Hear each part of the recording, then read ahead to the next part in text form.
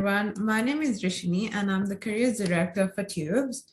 Welcome to the Economics and Finance Week of our Career Series, where we will be discussing the various opportunities in the economics and finance industries.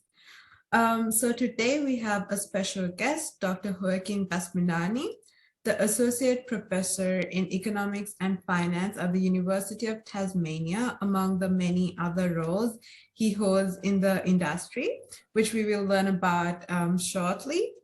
Thank you, Dr. Joaquin, for accepting our invitation to be a part of our Economics and Finance Week. Thank you very much. Yep. To start off, could you tell us a bit more about yourself, your current role, and what might a typical day look like for you? Yes. Well, my name, as you know, is Joaquin Vespignani. I'm associate professor at University of Tasmania. I am a co-founder director of the COVID-19 and the macroeconomy at Australian National University. And I am also research associate at the Federal Reserve Bank of Dallas and in the Globalization and Monetary Policy Institute. What does my day look like? The good thing about an academic is that your day could look very different depending on the day. But generally speaking, all activities that I have, I will say, I record lectures. I connect with the students and answer questions. And I have meetings too from the school. Now there are mostly via Zoom.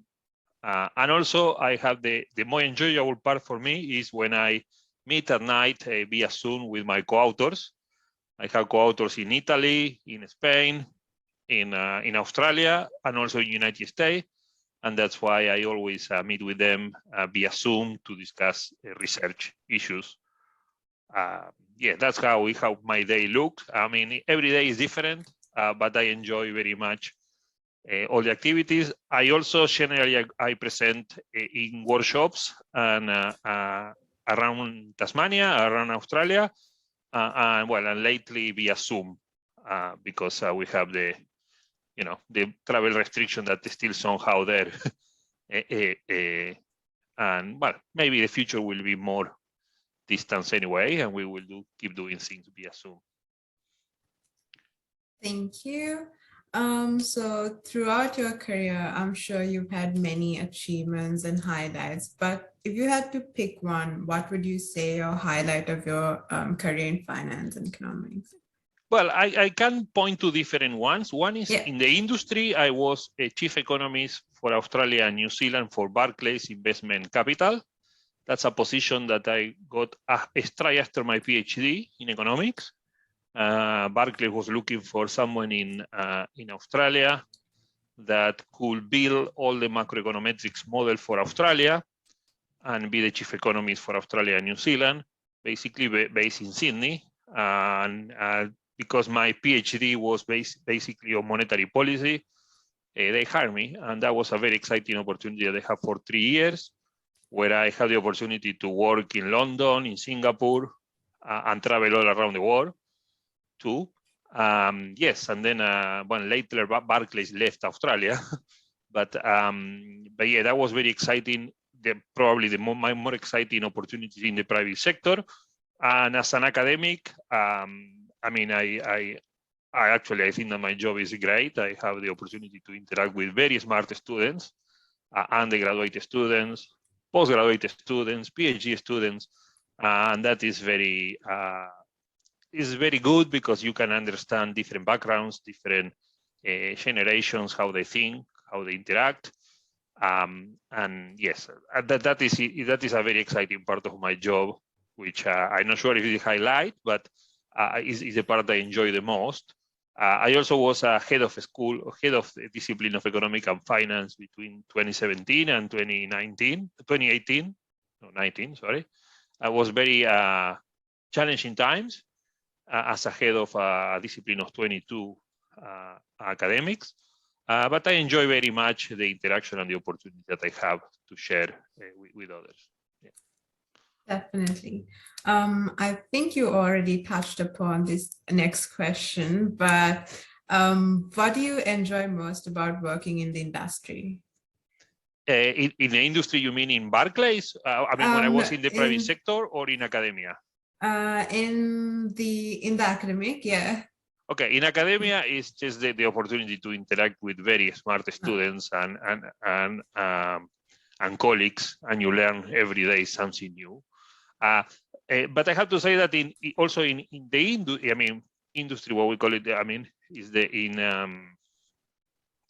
in investment banking was also very exciting to develop all the econometric and statistical model for Australia and present that around the world. That was a very, very exciting part, and I'm enjoying very much. And also the feedback that you get from other peoples and make you, which generally make your work even better, because you can then change it and include comments and ideas of other researchers. That was fantastic for me. Absolutely. So moving on, what are some of the challenges you faced while working in the field, and what challenges would students potentially be prepared for when looking for work in the finance industry? Yes, I think that the challenges that I face are different than the challenge that the students will face now. The challenge that I face were more related to adaptability, adapt to the new industries and the new time and the new technologies that they're incorporating in the industry, in any industry, from different use different technologies to communicate, to record, to software to develop econometrics models, etc. That was very challenging back in my time, because software change and new development come all the time, and it's very hard to catch up with everything. And sometimes you ask yourself, oh, I am maybe in this, I should study much more in one area, or try to develop my skills in terms of learning different software that are relevant for my job, or just do more research. It's very hard to understand what is the best time for, or what in which sort of in which I will say, in which skills you should develop more into this changing environment. I think that for students graduating now, the environment is still being is even, the challenges are even bigger in terms of flexibility. Now, if we see positions when you see positions to apply, they sometimes ask for very specific things, and my recommendation to students is just to try to look a little bit beyond that and understand that the most important characteristic that a company wants is someone that is willing to learn and is willing to adapt to any condition of work. I'm saying that because sometimes when you look at the jobs in any website to apply for, students, generally people say, oh, well, but they ask for so many things and I don't have everything. And the reality is that no one have everything. What matters is that you are willing to learn and be flexible. Flexible and adaptability are definitely the most important characteristics that an individual needs to get jobs, to get a good job. And yes, and just to be open to that. So finally, what advice do you have for students who are looking for opportunities in this field? Well, I believe that if for students that are looking for, let's summarize a little bit what are the possibilities for a graduate of economic and finance. Yeah. One will be the public sector to develop policy or analyze policies. The other will be in the private sector, that could be consulting or banks.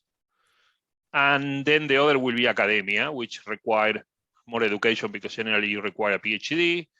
yeah, that should be the main, roughly where more opportunities are there. My recommendation is that, first of all, just make sure that you are flexible in terms of what you think that you like to do and what you really like to do, which sometimes take time. For example, I remember when I was studying my undergraduate in economics, I was thinking that I want to go to an investment bank because that was my idea. But then when I went to investment bank, I realized, well, I like the very high payment income, but I may don't like so much the work that I'm doing here. And then I moved back to academia. That's why I think that we all have to be, graduates should be aware that things change in life, the industry change, and also the priorities of one person change. That's why it's very important to be open to the change if it happens, and look for those opportunities which you think that they will make you happy in the long term more than in the short term, and prepare for that, thinking about what you see yourself doing in the long run rather than in the short term. That's my advice to students. Focus on that. If I have to choose one skill that all graduates will need, is first of all, be very strong in analytics. Analytics is something that increasingly is important for any position. Yep. And that is related to the fact that now we have so many software that collect data about everything, about marketing, management, economic, finance, etc., that understand analytics is very important almost in any role. Any manager need analytics. Any analyst or consultant need analytics, and therefore I think that this is just be aware that it's not so. Sometimes it's not so hard. I know that mathematics sometimes bring or statistics bring make people scared, but sometimes what you need is not the full understanding of the procedure, more the interpretation. And that's why if you keep insisting, everyone can learn analytics and mathematics, etc. It's just not to be scared about it. That's what matters. Absolutely. Thank you so much, Dr. Joaquin, for taking time out of a very busy schedule to do this interview for us. And I'm sure all the students will gain a lot of insight from your words. Thank you so much. And thank you very much. I have a great time, and good luck to everyone. Thank you. And we wish you all the very best with your future endeavors as well. Thank you.